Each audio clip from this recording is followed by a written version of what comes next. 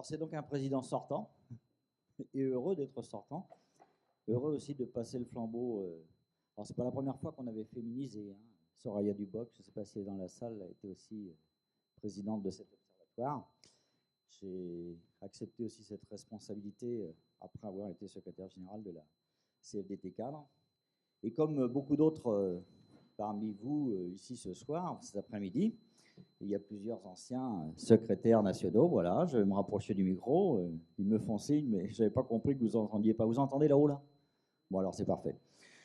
Et c'est vrai qu'avec avec vous, on a eu la chance quelque part d'être un peu cet observateur privilégié depuis 20 ans de cet observatoire et depuis sa création. On en parlait tout à l'heure avec Marie-Odile. Tous ceux qui nous ont précédés dans cette responsabilité, Laurent l'a dit, et qui ont contribué à la naissance, puis aux travaux de cet observatoire, que ce soit avec le conseil d'administration ou le conseil scientifique. Alors, je ne les citerai pas tous, mais il y a quand même un nom que je voudrais citer cet après-midi. J'ai une pensée un peu émue quand même pour Yves Chassard, qui nous a quittés beaucoup trop tôt. Yves a été quand même aussi un gros contributeur de ces travaux de l'Observatoire des cadres, donc j'ai une pensée un peu particulière pour lui. Laurent a cité, j'irai beaucoup de noms, alors permettez-moi de ne pas tous les reciter, mais qu'il soit ici bien sûr associé aux remerciements pour avoir contribué à ces 20 années de l'Observatoire des cadres. Alors, c'est vrai qu'au lancement, c'est pas inutile quand même de rappeler, on l'avait fait un petit peu au moment des 15 ans, ça rappellera des souvenirs aussi aux deux Bernard, Mazingue et puis Bernard Jarry-Lacombe, mais de rappeler quelques éléments de contexte. Il y avait un monde académique qui possédait son groupe de recherche, qu'on appelait le GDR Cadre, le monde syndical, lui, était à l'époque fortement marqué par une présence historique du syndicalisme cadre. Avec la CFE-CGC, les choses ont beaucoup évolué, bien sûr, depuis. Mais on pourrait dire curieusement, et pardonnez-moi s'il y a des représentants de cette organisation dans la salle cet après-midi, n'avaient pas jugé utile ou opportun de se doter d'un outil de ce type, d'observation et de veille, et de travailler, entre guillemets, la question. Le monde RH disposait aussi de clubs, d'associations professionnelles, évidemment la NDCP, qui est devenue ensuite la NDRH, mais il n'y avait pas non plus nécessairement beaucoup d'appétence sur les travaux d'investigation sur cette population, pourtant reconnue comme indispensable aux entreprises. Et puis l'entrée n'était pas nécessairement par le travail et par le contenu du travail.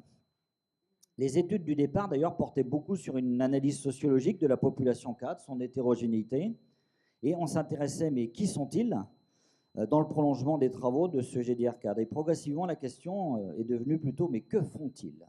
Et on est revenu beaucoup plus sur la question du contenu, de la fonction, de l'activité, de la spécificité du rôle, plus que celle d'ailleurs d'un statut catégoriel construit par d'autres critères ou d'autres finalités. On pense bien sûr à la protection sociale et la retraite complémentaire. Je dirai un petit mot quand même tout à l'heure, puisqu'en tant que vice-président de la GIRC, ce serait quand même dommage de ne pas parler effectivement de cette évolution qui aura lieu au 1er janvier 2019, avec la disparition, effectivement, de la GIRC. Il y aura un nouveau régime dit unifié. Le vice-président que je suis n'aura plus, effectivement, de mandat à cette époque-là. Mais pourquoi je souhaite faire ce petit focus, c'est qu'on s'aperçoit que ce lien, de toute façon, il est historique, mais il est devenu particulièrement ténu. Et puis, il suffit de regarder quelques expressions, quelques mots ou termes qui valent parfois mieux qu'un long discours. On a longtemps parlé de classe moyenne, de catégorie sociale, de statut. Mais tout ça, finalement, ne parle pas beaucoup du travail. Quand on dit cadre de proximité, comme s'il y avait des cadres d'éloignement, non, c'est une blague, hein. Cadre intermédiaire, moyen, supérieur, dirigeant, tout ça, ça renvoie bien sûr à une notion de rang dans une hiérarchie, beaucoup plus qu'à une question de rôle. Tout cela ne nous parle pas plus, d'ailleurs, du travail ou du contenu du travail de ces populations. Alors, c'est clair, avec l'Observatoire, mais aussi avec l'organisation qui porte ces préoccupations depuis des années, au statut un peu figé, nous préférons l'identité professionnelle, tout simplement parce que l'identité, elle personnalise, elle singularise, elle peut aussi spécifier, caractériser, mais le statut, lui, il catégorise, il distingue, parfois il écarte, et j'ai même envie de dire parfois il isole.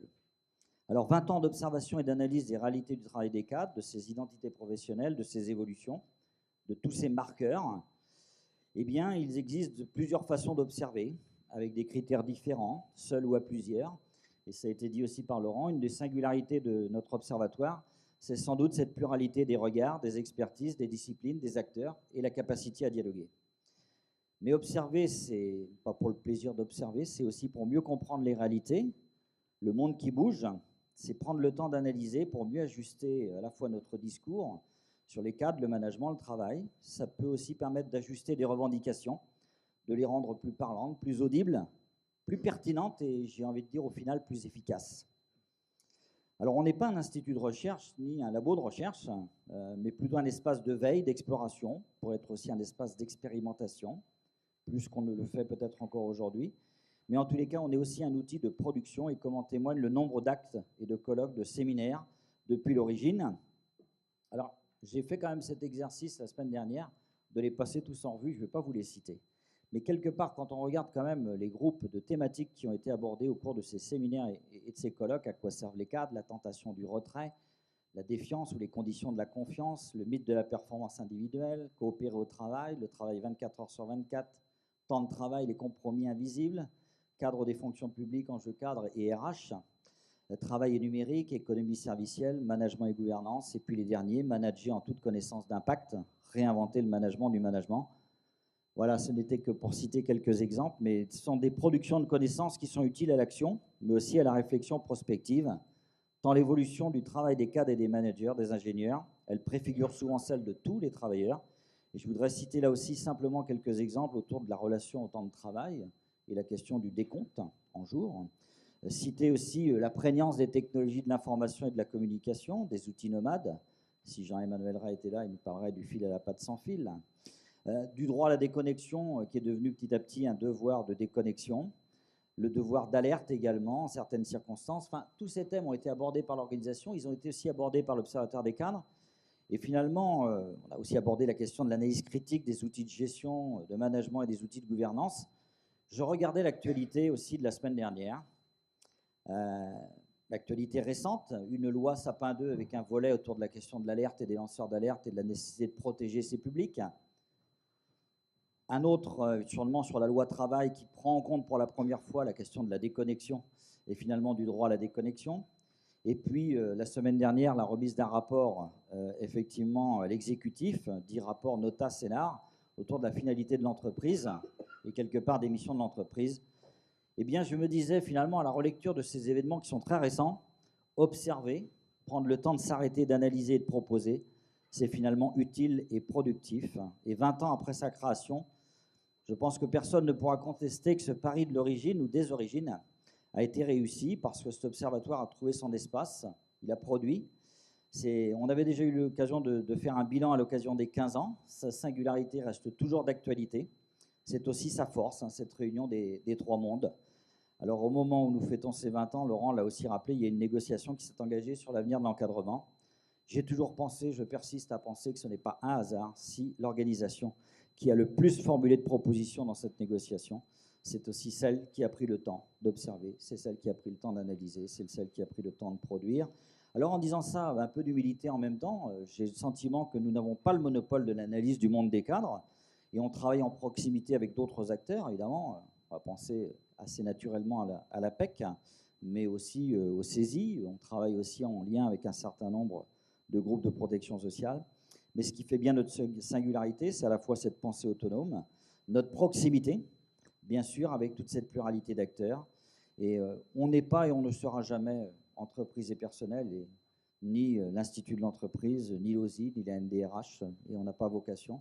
Mais par contre, cette capacité de faire effectivement dialoguer ces trois mondes, le monde académique scientifique, le monde syndical et le monde RH ou le monde des employeurs, c'est effectivement une force incontestable. Alors, on avait fait ce travail, on va se projeter à l'avenir et je donnerai la parole à Sylvie, mais on avait fait ce travail avec Futurible il y a quelques années en disant cadre dans 20 ans. Et on posait la question, donc on faisait un travail d'analyse prospective autour de scénarios contrastés, comme on dit, enfin, ça c'est l'appellation de Futurible. Et puis, on parlait déjà à l'époque, j'ai retrouvé la trace, on parlait déjà d'animateurs de collectifs, de communautés. Il en sera question tout à l'heure dans les tables rondes. On parlait déjà d'un management plus responsable et d'un management de qualité. Management plus responsable auquel nous sommes tous invités à faire vivre et à expérimenter, et j'irais dire, y compris dans nos responsabilités de managers syndicaux pour ceux qui sont dans la salle. L'entrée par le travail, par le contenu du travail, par l'organisation, par les conditions, c'est bien la responsabilité et de la responsabilité professionnelle. Je pense que ça restera un déterminant de ces travaux de l'Observatoire.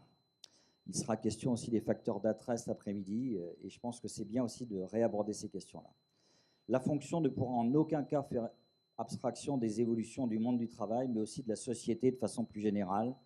Le manager de demain ne pourra pas être en dehors des transitions plurielles à opérer, qu'elles soient écologiques, énergétiques, numériques et ou managériales. Alors, nous sommes loin d'en avoir fini d'ailleurs avec les questions d'éthique, de déontologie et de responsabilité. On pourrait dire aussi d'alerte professionnelle. Alors, je vais vous faire un tout petit peu de pub avant de terminer, puisque le mois d'avril prochain va paraître un livre qui s'appelle « Oser l'alerte ».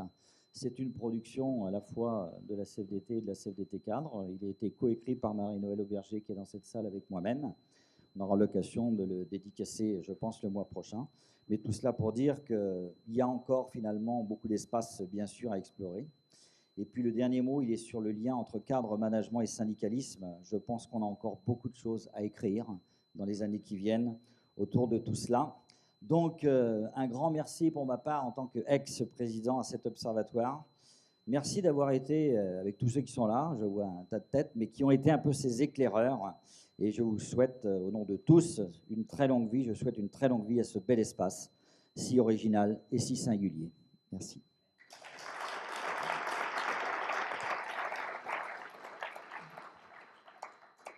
Merci Jean-Paul et merci de ce passage de témoin dont je suis très honoré. Et je crois qu'on peut effectivement saluer ton action à la tête de l'Observatoire des cadres. Alors effectivement, pour rebondir sur tes propos et tracer un petit peu la route pour le futur, effectivement, les spécificités qui distinguaient et qui distinguent toujours, Dieu merci, le cadre, responsabilité, autonomie, expertise, sont aussi des champs qui sont aujourd'hui quelquefois préemptés par certains qui ont un statut plus indépendant et qui travaillent avec les entreprises ou autour des entreprises. Par ailleurs, le monde, et ça je ne vous apprends rien, le monde dans lequel nous évoluons est effectivement de plus en plus complexe et pas seulement compliqué. Nous avons effectivement la data, le digital, maintenant l'intelligence artificielle qui se répandent partout et qui effectivement interrogent un certain nombre de fonctions dans l'entreprise, dont celle du cadre. Le cadre en tant que collaborateur d'ailleurs lui-même est exposé pour lui-même à ces nouvelles technologies. Et au-delà de ça, et peut-être à cause de ces nouvelles technologies, les organisations se réforment, les organisations se transforment sous prétexte souvent réel d'ailleurs d'agilité, de rapidité, et mettent quelquefois à mal effectivement la fonction d'encadrement, voire dans certains cas pensent pouvoir s'en passer. Donc l'objet de l'Observatoire, vous l'avez compris et vous le savez depuis longtemps, est de s'interroger sur le sens que revêt effectivement non plus peut-être le statut cadre, comme tu l'as très bien dit, mais la fonction elle-même, et c'est bien ça qui nous intéresse. Donc c'est notre devoir de nous interroger sur cette fonction, sur ses perspectives, et de formuler, évidemment, de par nos travaux, des propositions avec vous sur ce qu'on peut imaginer pour le futur de la fonction cadre. Donc aujourd'hui, l'Observatoire des cadres fête ses 20 ans, et à la limite, 20 ans, c'est l'âge où tout est permis, où on peut tout imaginer, tout est possible. Donc fort de notre histoire, fort de notre capital, acquis en termes certes de notoriété, mais aussi de qualité et de rigueur dans les travaux, nous ouvrons donc ensemble une nouvelle page et nous allons accompagner, en tous les cas c'est ce qu'on se fixe comme ambition, plus fortement que jamais, les mutations que vivent les cadres et accompagner les cadres eux-mêmes pour effectivement pouvoir passer cette nouvelle vague avec succès. Et garder effectivement au cœur de leur fonction la notion de responsabilité, tu l'as dit aussi, qui est et qui sera encore plus importante dans les années qui viennent, compte tenu de ce monde complexe dans lequel nous sommes. Alors, ce que je vous propose, c'est maintenant de vous présenter avec quelques membres du Conseil scientifique avec lesquels nous travaillons, une synthèse très synthétique de nos travaux passés, mais assez récents. Et donc, j'invite à me rejoindre Anne-Florence Quintin, Pascal Levet, Jean-Marie Bergère et Pascal Huguetto. Je vous invite à me rejoindre sur scène. Et merci Jean-Paul une fois encore, et je crois qu'on peut te saluer et t'applaudir fortement.